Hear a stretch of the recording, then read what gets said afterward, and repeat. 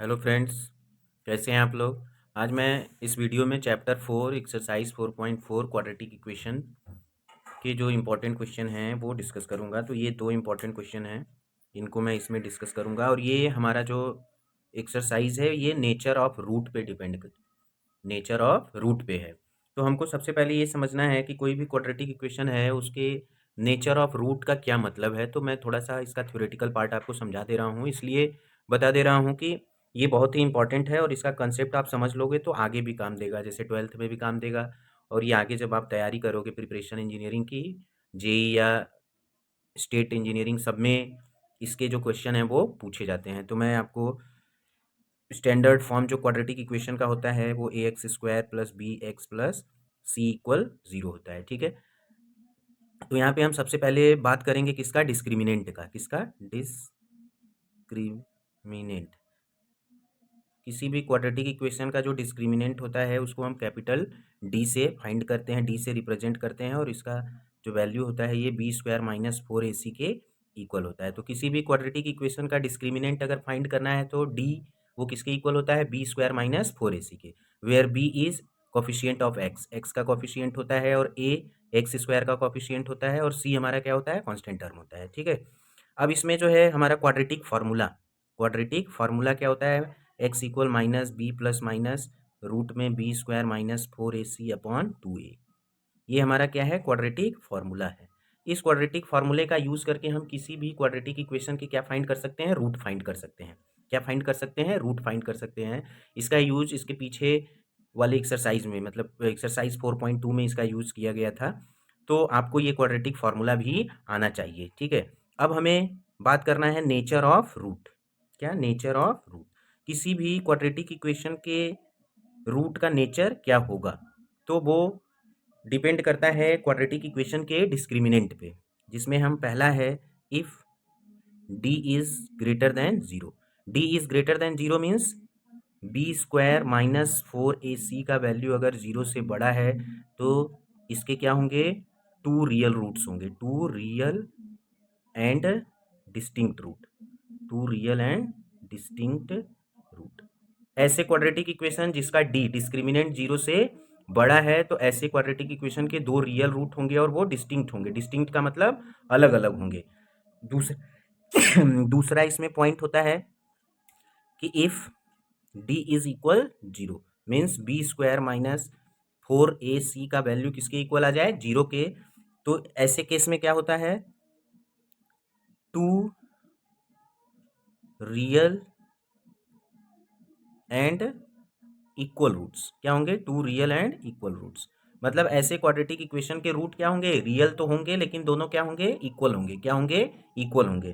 Third हमारा बनता है नेचर में कि if D is less than zero, अगर डिस्क्रिमिनेंट का वैल्यू नेगेटिव है, क्या है, नेगेटिव है, तो ऐसे केस में roots will not real and does not exist. इस केस में ऐसे क्वाड्रेटिक इक्वेशन का रूट्स क्या होता है, रियल नहीं होता है, इमेजिनरी होता है, मीन्स कि इसके रूट एग्जिस्ट नहीं करते। और इस केस में जब डी इक्वल जीरो है डिस्क्रिमिनेंट, तो दोनों रूट्स रियल होंगे और इक्वल होंगे, मीन्स रूट एग्जिस्ट करते हैं। ऐसे क्वाड्रेटिक इक्वेशन के रूट क्या करते हैं, एग्जिस्ट करते हैं। इस केस में भी जब D is greater than zero means B square minus 4ac is greater than zero है, तो ऐसे केस में भी रूट हमारे क्या करते हैं, एग्जिस्ट करते हैं, ठीक है। तो ऐसा हमको करना है। तो जब भी अब इनका जो ये नेचर ऑफ रूट है इसके यूज से क्वेश्चन सॉल्व होते हैं, और हर साल एक क्वेश्चन इस पे पूछा ही जाता है। अब देख लो आप ही, जैसे यहाँ पे बी स्क्वायर माइनस 4ac ये हमारा क्वाड्रेटिक फार्मूला है रूट फाइंड करने का। अगर ये D is less than zero मतलब बी स्क्वायर माइनस 4ac अगर नेगेटिव हो गया, यहीं से देख लो नेगेटिव हो गया, तो नेगेटिव वैल्यू का स्क्वायर रूट पॉसिबल नहीं होता है। तो इसीलिए जो है अगर डिस्क्रिमिनेंट हमारा नेगेटिव हो गया तो इसके रूट एग्जिस्ट नहीं करते हैं। तो आपको ये जो कंसेप्ट है वो आपको एकदम दिमाग में आपके क्लियर होना चाहिए, तभी हम इसका यूज करके क्वेश्चन को सॉल्व कर सकते हैं कि कोई भी क्वाड्रेटिक इक्वेशन है उसके रूट एग्जिस्ट कब करेंगे, जब उसके डी का value either greater than zero हो या जीरो के क्या हो, इक्वल हो, तब तो रूट एग्जिस्ट करेंगे। अगर डी का वैल्यू नेगेटिव है तो रूट एग्जिस्ट नहीं करेंगे। तो मैं इस एक्सरसाइज का जो सेकंड वाला क्वेश्चन है वो नेचर ऑफ रूट पे ही डिपेंड करता है। नेचर ऑफ रूट का कंसेप्ट अगर आपको पता है और कैसे, देखिए कोई भी आपको कंसेप्ट पता है तो उसका यूज करके क्वेश्चन सॉल्व करने आपको आना चाहिए। जब तक आपको कंसेप्ट पता हो और आप उसका यूज ना कर पाए क्वेश्चन सॉल्व करने में, तब भी उसका मतलब नहीं है। और ये तभी हो सकता है जब आप बार बार जो है क्वेश्चंस का प्रैक्टिस करोगे, अपने लॉजिक्स को स्ट्रॉन्ग करोगे, तब आप ऐसा कर पाओगे। अब जैसे देखो यही है क्वेश्चन नंबर 2 है कि find the value of K for which the following quadratic equation so that they have two equal roots, they have two equal roots. तो हमें सोल्यूशन देना है किसका, क्वेश्चन नंबर 2 के फर्स्ट पार्ट का। क्वाड्रेटिक इक्वेशन हमारा है, क्वाड्रेटिक इक्वेशन है 2x² प्लस के एक्स प्लस 3 इक्वल 0। अब हमें k का वैल्यू फाइंड करना है जिसके लिए इस क्वाड्रेटिक इक्वेशन के रूट क्या हो, 0 हो, मतलब इक्वल हो, क्या हो, इक्वल हो। तो a का वैल्यू हमारा क्या है 2, और b का वैल्यू क्या है k, और c का वैल्यू क्या है 3। a का वैल्यू 2 है, b का वैल्यू k है, और c का वैल्यू 3 है। तो if roots for equal root, for equal roots d equal क्या होगा 0। इक्वल रूट्स के लिए d का वैल्यू क्या होता है 0 होता है। तो d हमारा, देखिए हमें अब नेचर ऑफ रूट का यूज करना है कि क्वाड्रेटिक इक्वेशन के रूट कब इक्वल होते हैं, जब d इक्वल 0 होता है। तो b² माइनस 4ac का वैल्यू क्या हो जाएगा 0।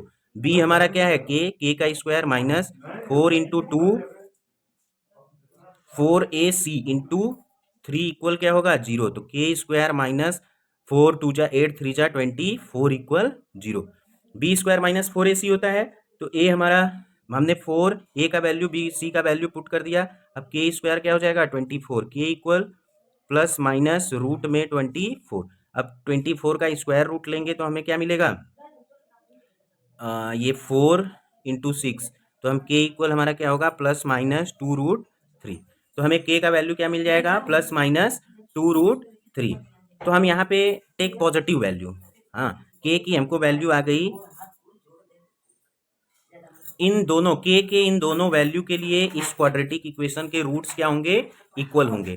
तो हम k का वैल्यू अगर पॉजिटिव लेंगे, k का वैल्यू पॉजिटिव लेंगे, टेक पॉजिटिव वैल्यू, तो k इक्वल क्या आएगा 2√3। अगर हम टेक नेगेटिव वैल्यू तो k का वैल्यू क्या आएगा माइनस 2√3। तो ये k की जो दोनों वैल्यू अगर हम इस क्वाड्रेटिक इक्वेशन में पुट करेंगे तो हमें क्या मिलेगा कि इस क्वाड्रेटिक इक्वेशन के दोनों रूट क्या मिलेंगे 0 मिलेंगे, क्या मिलेंगे 0। तो देखिए नेचर ऑफ रूट्स का अगर आपको कंसेप्ट क्लियर है तभी जाके आप ऐसे क्वेश्चन को सॉल्व करेंगे। और ये क्वेश्चन कितने मार्क्स में पूछा जाता है, 4 मार्क्स में। कितने मार्क्स में, 4 मार्क्स में पूछा जाता है। बहुत ही इंपॉर्टेंट क्वेश्चन है ये। क्वेश्चन तो इंपॉर्टेंट है ही, लेकिन ये जो हमारा कंसेप्ट है इक्वल रूट का, इक्वल रूट के कंसेप्ट का यूज करके क्वेश्चन को सॉल्व करना, ये बहुत इंपॉर्टेंट है। इसलिए आपको क्वेश्चन तो इंपॉर्टेंट है ही, लेकिन आपको कंसेप्ट सीखना है। मैं बार बार बोलता हूँ, देखिए गाइस, मैं आपको अगर वीडियो बनाता हूँ और अपलोड करता हूँ तो इसलिए अपलोड करता हूँ कि आप सीखो, और आगे आप तभी अच्छा कर पाओगे जब आपका बेस अच्छा होगा। बेस अच्छा होगा तभी आप जाके आगे, अगर आप इंजीनियरिंग या किसी भी प्रोफेशन में कोई भी आप एरिया सेलेक्ट करते हो तो आप अच्छा तभी करोगे जब आप लॉजिकली स्टडी करोगे। स्मार्ट वे में करो लेकिन लॉजिकल स्टडी होना चाहिए। तो इसके लिए मैं थोड़ा सा आपको कंसेप्ट बताते चलता हूँ। अब देखो इसी में क्वेश्चन नंबर 4 है कि एक सिचुएशन दिया है, इस सिचुएशन को हमें क्वाड्रेटिक इक्वेशन में कन्वर्ट करना है और उसके बाद बताना है कि क्या ये सिचुएशन पॉसिबल है। अगर पॉसिबल है तो आप एजेस फाइंड करिए। जैसे their present ages, the sum of ages of two friends is 20 years. दो फ्रेंड्स हैं, उनके एजेस का सम कितना है 20 है। तो हम मान लेते हैं एज ऑफ सोल्यूशन दे रहा हूँ, एज ऑफ फर्स्ट फ्रेंड। मान लिया कि फर्स्ट फ्रेंड का एज क्या है x ईयर है, दोनों फ्रेंड के एज का सम कितना है 20 है। तो फर्स्ट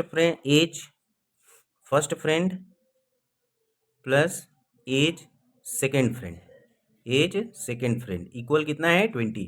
तो फर्स्ट फ्रेंड का एज हमने x मान लिया, तो एज सेकेंड फ्रेंड, ऐसे मैं डायरेक्ट भी लिख सकता था लेकिन मैं लिख के कर रहा हूँ। मैं बार बार बोलता हूँ कि आप जितना अच्छा लिखोगे एग्जामिनर आपको वैसा ही मार्क्स देगा। चूंकि स्टेप मार्किंग होता है तो स्टेप मार्किंग के लिए हमको प्रॉपर आंसर देना होगा। तो एज ऑफ सेकेंड फ्रेंड का एज क्या हो जाएगा 20 माइनस x। फर्स्ट फ्रेंड का एज इतना है, सेकंड का इतना है। अब देखो आगे क्या दिया था, प्रोडक्ट। मैं पहले ही बोला था कि जहां प्रोडक्ट वर्ड आ जाएगा तो स्टेटमेंट बेस्ड क्वेश्चन में आपको समझ लेना है कि ये जो स्टेटमेंट बेस्ड क्वेश्चन है ये क्वाड्रेटिक इक्वेशन का है। इसका है, क्वाड्रेटिक इक्वेशन का है। तो देखिए the product of their edges, अब क्या दिया है टू फ्रेंड्स 4 ईयर एगो। कितने ईयर एगो की बात कर रहा है, 4 ईयर एगो। एगो मीन्स पहले। अब 4 साल पहले, ये जो एज है ये प्रेजेंट एज है, प्रेजेंट एज है। ये जो हमने किया है ये कौन सा एज है, प्रेजेंट एज है। अब इसके 4 साल पहले की बात कर रहा है तो एज ऑफ फर्स्ट फ्रेंड क्या हो जाएगा, एज ऑफ फर्स्ट फ्रेंड 4 साल पहले। प्रेजेंट एज एक्स है तो 4 साल पहले क्या होगा, पहले के लिए माइनस करते हैं। एगो या बिफोर वर्ड यूज हुआ है तो हमको कहाँ जाना होगा, पीछे, तो उसके लिए माइनस होता है।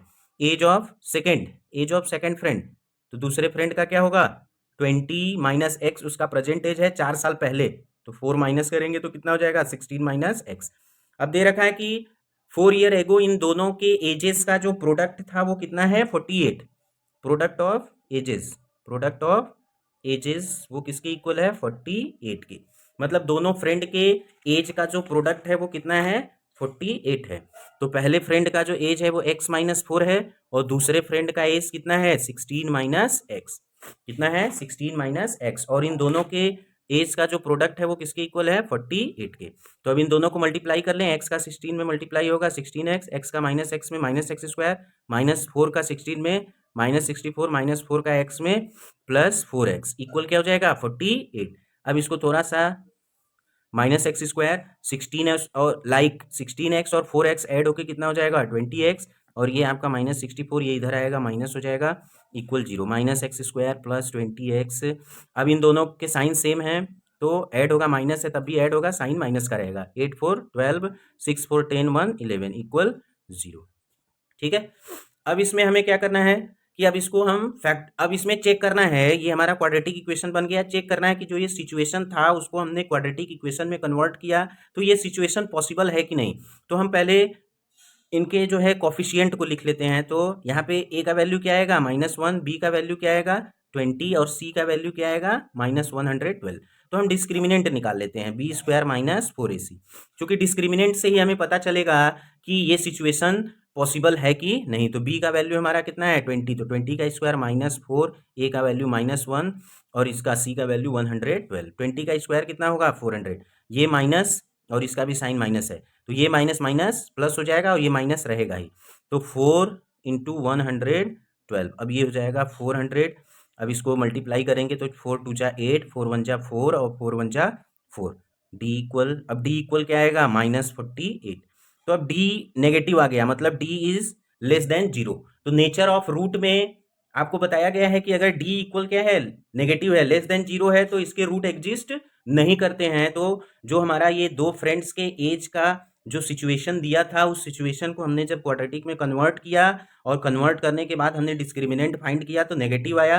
तो नेगेटिव डिस्क्रिमिनेंट ये बताता है कि ये सिचुएशन पॉसिबल नहीं है। जब इस क्वाड्रेटिक इक्वेशन के रूट एग्जिस्ट ही नहीं करेंगे तो ऐसी सिचुएशन पॉसिबल नहीं है। तो आंसर हमारा यहाँ होना चाहिए कि this situation is not, this situation is not possible. ये सिचुएशन पॉसिबल नहीं है, इस तरीके का सिचुएशन कभी हो ही नहीं सकता। तो देखो हमने आपको बता दिया, सारा कंसेप्ट आपके सामने मैंने बता दिया।